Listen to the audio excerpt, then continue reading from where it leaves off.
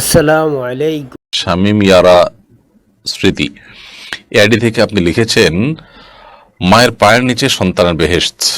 মায়ের পায়ের নিচে কি শুধু পুত্র সন্তানের বেহেশত, নাকি কন্যা সন্তানের ক্ষেত্রে এই কথা প্রযোজ্য হয়?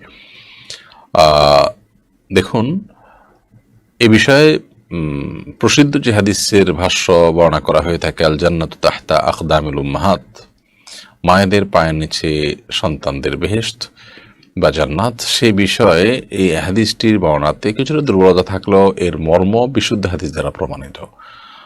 কারণ নবী আলাইহিস সালামের অন্য আরেকটা হাদিস আমরা জানি, যেখানে স্পষ্টত বর্ণিত হয়েছে, এলজামহা ফাইনাল জান্নাতা তাহতা রিজলিহা আও ইনদা রিজলিহা ও কামা ওয়ারাদা ফিল হাদিস।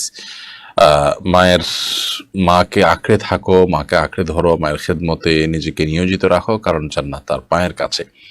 এখানে পায়ের কাছে বা পায়ের নিচে জান্নাত হওয়া বলতে আক্ষরিক অর্থে জান্নাত পায়ের নিচে হওয়া বোঝানো হয়নি, বরং এখানে বোঝানো হয়েছে যে মা সন্তুষ্ট, মায়ের সেবা করে তাকে তুমি সন্তুষ্ট করতে পেরেছ, তো জান্নাত পাওয়া তোমার জন্য সহজ।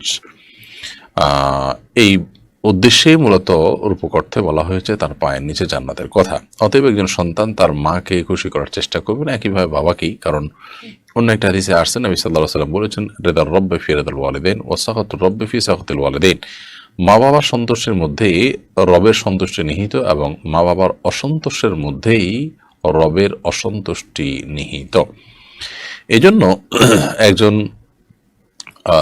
ইমানদার তিনি তার মা বাবার সেবা সর্বোচ্চ করার চেষ্টা করবেন।